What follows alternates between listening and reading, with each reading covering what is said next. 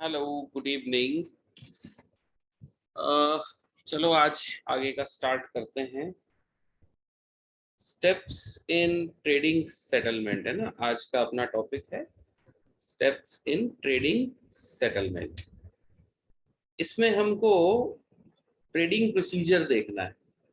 Okay, trading procedure का मतलब है यहाँ पर हमारे लिए how do we trade on a stock exchange. तो we are having around 11 points here. एक सेकेंड, इस पे इसको सेट कर लेते हैं। We are having around 11 points here, लेकिन हमको इनमें से 10 पॉइंट्स हैं, लेकिन ये सब क्या याद करना थोड़ा सा मुश्किल है, थोड़ा सा डिफिकल्ट है। इसलिए मैं सजेस्ट करूंगा कि हम इसको थोड़ा सा शॉर्ट में कर लेंगे। ठीक है, बहुत ही इजी है, ज्यादा मुश्किल नहीं है ये। कुछ कुछ टर्मिनोलॉजीज हैं, यानी टर्म्स हैं जो अपने को देखनी रहेंगी। बाकी मैं एक फ्लो चार्ट के थ्रू इसको एक्सप्लेन कर रहा हूँ। ओके, एक flow chart in the sense, सबसे पहले there is a shareholder, यानी कि हम इसको कहते हैं असल में बीओ, बेनिफिशियल ओनर। ठीक है, बेनिफिशियल ओनर यानी शेयर होल्डर जो कि शेयर को सेल करना चाहता है, वो कांटेक्ट करेगा किसी उसको कहते हैं हम डीपी, डिपॉजिटरी पार्टिसिपेंट। ठीक है, डिपॉजिटरी पार्टिसिपेंट। ओके, ये डिपॉजिटरी पार्टिसिपेंट जो होंगे ना, ये असल में या तो कोई बैंक होगा या फिर कोई ब्रोकर हो सकता है। ठीक है, डिपॉजिटरी पार्टिसिपेंट में बी अ बैंकर और अ ब्रोकर। ये क्या करेंगे, हमसे एक एक अकाउंट खुलवाएंगे जिसका नाम होगा डीमैट अकाउंट। डीमैट अकाउंट के बाद ये हमसे ले लेंगे पावर ऑफ अटॉर्नी। ठीक है, एक्चुअली क्या हो रहा है यहाँ पर, केस क्या है, shareholder wants to sell his shares and with the help of depository participant only he can sell the share. कोई बैंकर या ब्रोकर हो सकता है जिसको कि अपने शेयर्स बेचने हैं। ठीक है, तो वो कांटेक्ट, मतलब उनसे कांटेक्ट करना पड़ेगा, because you know we shareholders can't directly go to these stock exchanges. हमको जरूरत पड़ेगी किसी ना किसी ब्रोकर की। ठीक है, तो ये जो ब्रोकर है जिसको हम डिपॉजिटरी पार्टिसिपेंट कह रहे हैं ना, ये हमसे एक डीमैट अकाउंट खुलवाएगा, क्योंकि हमारे जो शेयर्स हैं वो पड़े हुए हैं किसी अकाउंट में। जैसे मतलब हमारे पास में शेयर्स हैं, अब वो फिजिकल फॉर्म में हुए अगर, तो हमको उसको डीमटेरियलाइज करवाना पड़ेगा। लेकिन अगर हम ऑलरेडी उसको डीमेट करवा चुके हैं तो हमको इस अकाउंट में लेकर आना पड़ेगा जो डिपॉजिटरी पार्टिसिपेंट है। कुल मिलाकर के depository participant will make sure that we open a demat account, and then they will take a power of attorney from us, which means अगर बाई चांस हम कभी अवेलेबल नहीं हो पाए, और वैसे जनरली होगा ऐसा कि शेयर की रेट जिस रेट पे हम उसको बेचना चाह रहे हैं वो रेट आ गई और वो शेयर को बेचना चाह रहे हैं, हम बेचना चाह रहे हैं, but the broker is not available there, broker वहां पे अवेलेबल नहीं है, तो इन दैट केस उनको बेचेंगे कैसे। तो डिपॉजिटरी पार्टिसिपेंट क्या करेगा, पावर ऑफ अटॉर्नी की हेल्प से उस शेयर को खरीद लेगा या बेच पाएगा। एक्चुअली डिपॉजिटरी पार्टिसिपेंट दोनों साइड में होंगे। ठीक है, बायर के पास भी और सेलर के पास भी। तो लेकिन शेयर होल्डर या इन्वेस्टर अगर ब्रोकर के पास नहीं भी हुए तो भी डिपॉजिटरी पार्टिसिपेंट इजीली जा करके हमारे बिहाफ पे ट्रेडिंग कर पाएगा. That is power of attorney. Okay. And अब वो कांटेक्ट करेंगे एक डिपॉजिटरी से. डिपॉजिटरी जो होगा ना, इसको थोड़ा सा बड़ा करना चाहिए. हाँ, जो डिपॉजिटरी होगा ना, इंडिया में 2 डिपॉजिटरीज हैं. ठीक है, तो इधर लेना था. ये थोड़ा सा ऐसा बन रहा है, अजीब सा है ना, क्योंकि इसमें दिक्कत आती है. एनीवे, इंडिया में 2 डिपॉजिटरीज हैं. एक है एनएसडीएल और दूसरा है सीडीएसएल. एक मिनट भी बताते हैं आपको. एक है एनएसडीएल और दूसरा है CDSL.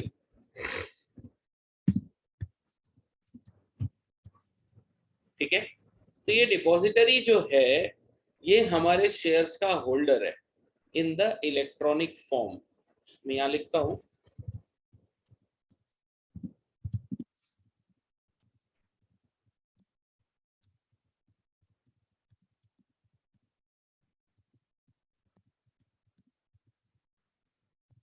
Depository is the holder of security in electronic form, यानी कि हमारे शेयर्स को होल्ड करके रखता है. तो डीपी क्या हो गया, जो कि हमारे लिए एक एजेंट है. बट डिपॉजिटरी हमारे लिए एक गोडाउन जैसा है जिसके पास में शेयर्स पड़े रहेंगे in the form of demat. Okay. Then वहां पर एक और डिपॉजिटरी होगा, डिपॉजिटरी पार्टिसिपेंट अगेन, जो कि असल में क्या हुआ, स्पेलिंग तो सही है. अच्छा, वो रिपीट है इसलिए उसको दिखा रहा है. एनीवे, तो डिपॉजिटरी पार्टिसिपेंट होगा POSIT. ओ भाई सही तो है भाई. एनीवे, अच्छा, डिपॉजिटरी डिपॉजिटरी 2 बार आ गया इसलिए. ठीक है, depository participant and then there will be an investor जो कि अपने शेयर को बेचने, सॉरी, शेयर को खरीदना चाहता है. इधर beneficial owner wants to sell the share और इधर जो इन्वेस्टर है वो है शेयर को खरीदने वाला, buyer of the share.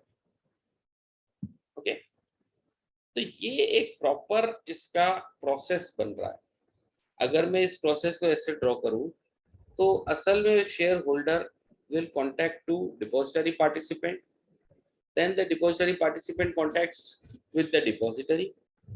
then actually इससे पहले यहाँ पर पहले इसको बना लेते हैं. क्या हो रहा है, ये जो शेयर होल्डर है ना, ये अपने शेयर को बेचने के लिए डिपॉजिटरी पार्टिसिपेंट के पास गया. इसने एक स्टॉक एक्सचेंज से बात करी. स्टॉक एक्सचेंज, ठीक है, जहां पर वो अपने शेयर्स को बेचने के लिए लगाएगा.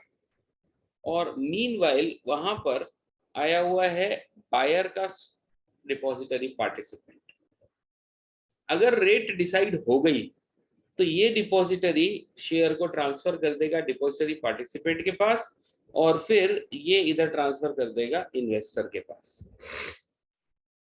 समझ में आया? तो ये जो पूरा प्रोसेस चल रहा है इसको हम बोलते हैं ट्रेडिंग प्रोसीजर.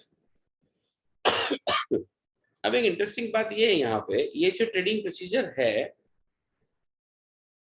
ये जो ट्रेडिंग प्रोसीजर हम बात कर रहे हैं, ये 2 दिन के अंदर खत्म होना चाहिए. ठीक है, विद इन 2 days. तो ये जो पूरा प्रोसेस है, अरे कितनी गंदी लाइन खींची, सीधी लाइन खींचनी चाहिए. तो ये जो पूरा प्रोसेस है ये T+2 days के अंदर कंप्लीट होना चाहिए. T का मतलब है टर्म.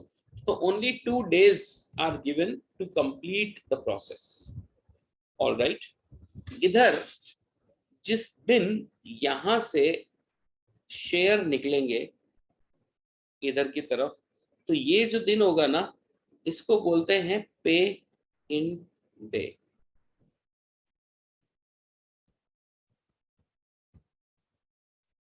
ठीक है।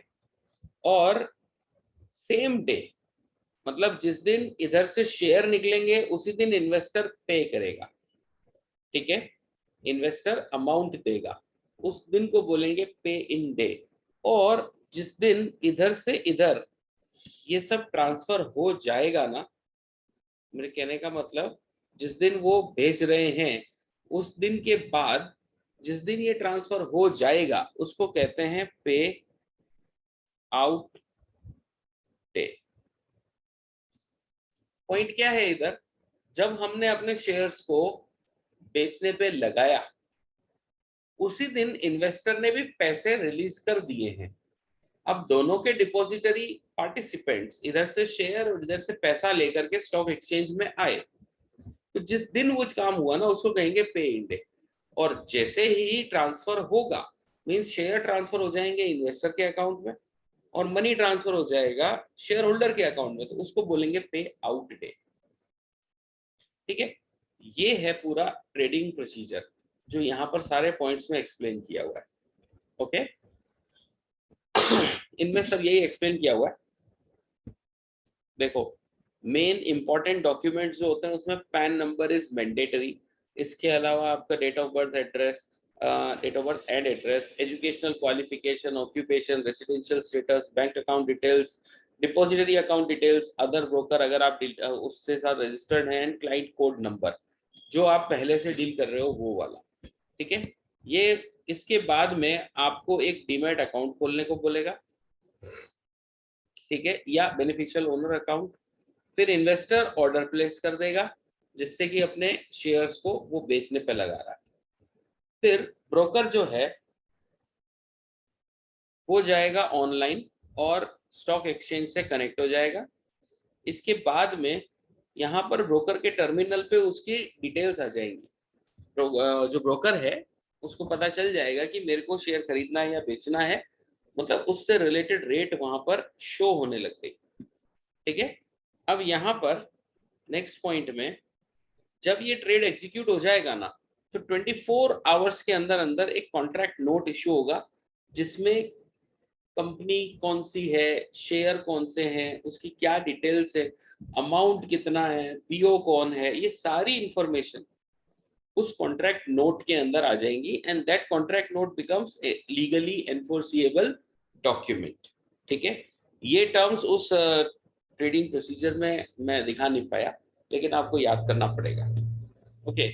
इसके बाद में एक यूनिक ऑर्डर कोड इशू होगा जो कि स्टॉक एक्सचेंज देने वाला है, बाय द स्टॉक एक्सचेंज। ध्यान रखना, जो ब्रोकर है वो दे रहा है कॉन्ट्रैक्ट नोट और यूनिक ऑर्डर कोड जो है वो दे रहा है स्टॉक एक्सचेंज। अब इसके बाद में जो भी पेमेंट हुआ वो कैश में हो जाएगा और जैसे ही ट्रांजैक्शन कंप्लीट होगा और वहां पर पे इन डे क्रिएट हो जाएगा। पे इन डे जिस दिन शेयर्स निकले और पैसा निकला है, ठीक है। और आपको ये सारा प्रोसीजर 2 डेज के अंदर अंदर फिनिश करना है, ठीक है। उसको पे आउट डे बोलेंगे जिस दिन वो एंड होगा। और बस यही सिंपल सा कॉन्सेप्ट है। इसमें 9 पॉइंट्स में वैसे क्लियर हो गया, बाकी की चीजें मैंने आपको बता दी। इसके बाद में डिमटेरियलाइजेशन एंड डिपॉजिटरीज, ये वही चीजें हैं जो मैंने आपको पहले भी बताई। डीमटेरियलाइजेशन का मतलब है shares are traded electronically these days, उसी को हम बोलते हैं डीमैट या डीमटेरियलाइजेशन, ठीक है। और इसके अलावा डिपॉजिटरीज बता रखे हैं, तो in India we have 2 depositories, okay. One is CDSL and one is NSDL, okay. एक सेकेंड, हाँ ये रहे दोनों। NSDL is promoted by IDBI, UTI and NSE, while CDSL is promoted by BSE and Bank of India, okay. ये याद कर लेना, ये 1 या 2 मार्क्स के क्वेश्चंस में बैठ सकता है, NSDL और CDSL के प्रमोटर कौन है। इसके अलावा यहाँ पर ये जो एक पॉइंट आया था वर्किंग ऑफ डीमैट सिस्टम, तो ये एब्सोल्युटली सेम है जो हमने अभी पढ़ा है, ठीक है। ये जो ट्रेडिंग प्रोसीजर है और वर्किंग ऑफ डीमैट सिस्टम है, these are same, so I am not repeating that, आपको सिर्फ डायरेक्ट NSDL और CDSL पढ़ लेना है और ये टॉपिक यहाँ पर एंड हो जाता है. Okay, then coming to NSE, that's not in syllabus. Then SEBI, सीधे आ जाते हैं सेबी पे. SEBI is securities and exchange board of India, established in 1988, 12 April 1988, but इसको अपना स्टैट्यूटरी स्टेटस मिला 30 जनवरी 1992 को.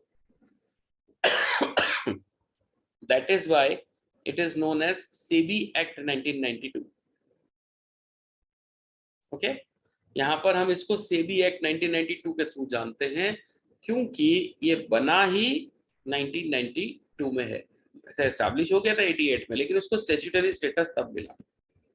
अब सेबी का ऑब्जेक्टिव एंड फंक्शंस वही सिलेबस में हैं, पर्पस और रीजन सिलेबस में है नहीं, तो हम सीधे सीधे ऑब्जेक्टिव पे जंप करते हैं. सेबी क्यों बना, इसका ऑब्जेक्टिव, तो सबसे पहले to regulate stock exchanges, then to protect the rights and interest of the investors, जो इन्वेस्टर्स हैं उनके क्या राइट्स हैं उनको प्रोटेक्ट करने के लिए, to prevent trading malpractice and achieve a balance between self regulation. Actually क्या है, आप जस्ट इमेजिन करो कि अगर सेबी बहुत ज्यादा स्ट्रिक्ट हो जाता है तो लोग डर जाएंगे और इन्वेस्टमेंट नहीं करेंगे, और अगर सेबी बहुत ज्यादा फ्लेक्सिबल हो जाता है तो भी लोग थोड़े से मैल प्रैक्टिसेस में इन्वॉल्व हो जाएंगे, और हो सकता है कि जो मेन पर्पस है रेगुलेटेड एनवायरनमेंट वो नहीं हो पाएगा. तो सेबी क्या करता है, एक बैलेंस बनाता है, ट्रेडिंग मैल प्रैक्टिसेस को भी रोकना है और साथ के साथ मार्केट को भी ग्रो करना है. तो सेबी इस तरीके से एक बैलेंस क्रिएट करके और दोनों चीजों को बैलेंस करता है. कुल मिला के ट्रेडिंग भी कराना है और चीटिंग भी रोकना है. And finally to regulate and develop a code of conduct and fair practices, जो ब्रोकर्स हैं वो लोग ढंग से फेयर प्रैक्टिसेस करते हुए ही ट्रेडिंग करेंगे. दीज आर द ऑब्जेक्टिव्स, और इसी में से निकले हैं फंक्शंस. तो there are 3 functions, regulatory, development and protective functions. Okay, as the name is suggesting, regulatory functions मतलब रूल्स एंड रेगुलेशंस. तो it actually registers brokers and सब brokers etcetera. It registers collective investment schemes and mutual funds. Means जहां पर भी shares, debentures या ऐसा कुछ भी कैपिटल मार्केट से रिलेटेड होगा उन सबको रेगुलेट करता है सेबी. ठीक है ना, स्टॉक मार्केट से रिलेटेड हर चीज को सेबी रेगुलेट करता है. तो अगर कोई भी कलेक्टिव इन्वेस्टमेंट स्कीम भी आ रही है या कोई म्यूचुअल फंड्स आ रहे हैं या whatever, so it is actually regulated. Then regulates stock brokers, portfolio exchanges, underwriters, merchant bankers, etc. ठीक है, जो सेबी है वो अगेन मैंने बताया जो भी स्टॉक में ट्रेड करेगा उन सबको रेगुलेट करता है ये. Then regulation of takeover bids by the companies, तो यहाँ पर वो लोग जो एक कंपनी दूसरी कंपनी को टेक ओवर करती है ना, take over, one company is taking over the another company, तो that is also regulated by the stock, by the SEBI, क्योंकि सेबी का काम ये रहता है कि ये उनको सही ढंग से कंट्रोल करे. ठीक है, takeover bids. Then calling for information by undertaking inspection, conducting inquiries etcetera, audits etcetera. ये क्या करता है, इंफॉर्मेशन मांग सकता है, इंक्वायरी कर सकता है या फिर इंस्पेक्शन करवा सकता है सेबी. एंड देन लेवाइंग फी और other charges for carrying out the purpose of the act. Act के हिसाब से अगर किसी भी तरह का कोई अमाउंट बनता होगा तो वो चार्ज करेगा. And then it also gets powers from securities contract regulation act 1956. यानी कि सेबी क्या करता है कि जहां पर भी इस तरह के मतलब उसको वैसे तो पावर्स मिले हुए सेबी एक्ट के थ्रू, लेकिन फिर भी अगर कोई और दिक्कत आती है तो वो सिक्योरिटीज कॉन्ट्रैक्ट रेगुलेशन एक्ट को भी यूज कर सकता है. तो ये भी पावर्स इसको मिले हुए. याद करना, इनमें से क्वेश्चंस आ सकते हैं. डेवलपमेंट फंक्शन जो दूसरा दे रखा है, इसमें ये मार्केट को डेवलप करने के लिए इंटरमीडिएरीज की ट्रेनिंग करवा रहा है. ये रिसर्च करवा रहा है जिससे कि इंपॉर्टेंट इंफॉर्मेशन पब्लिश हो सके। It undertakes measures to develop the capital market, यानी कैपिटल मार्केट को डेवलप करने के लिए भी काम करता है, तो सिंपली डेवलपमेंट है। Protective functions are particularly protecting the investors, तो इसमें आएगा कि कोई भी अनफेयर या फ्रॉडलेंट प्रैक्टिसेस होंगी तो उनको बंद करवाएगा। देन इनसाइडर ट्रेडिंग को रोकेगा। इनसाइडर ट्रेडिंग क्या है? मार्केट में इंफॉर्मेशन लीक हो जाती है कि कौन सी कंपनी किस तरीके का डिविडेंड देने वाली है या what new plans they are having. If such information is leaked through the companies, it is known as insider trading. क्योंकि इसमें क्या होता है ना कि कुछ लोग, जिन लोग को पता चलता है, वो लोग अननेसेसरी प्रॉफिट्स निकाल सकते हैं। तो ऐसे में इसको रोकने के लिए ये इनसाइडर ट्रेडिंग कर, मतलब इनसाइडर ट्रेडिंग को रोकने के लिए से भी प्रोटेक्टिव फंक्शंस यूज करता है। मतलब वो प्रोटेक्ट करता है, कुल मिला के यही है। And then it undertakes steps for investor protection and also promotes fair practices and code of conduct. So हमने जितना पढ़ा यही हमारे सिलेबस में है, इसके अलावा कुछ हमारे सिलेबस में है नहीं। So this actually completes our chapter and as I can see no one is there, so there won't be any questions also. I'm stopping here. Good day.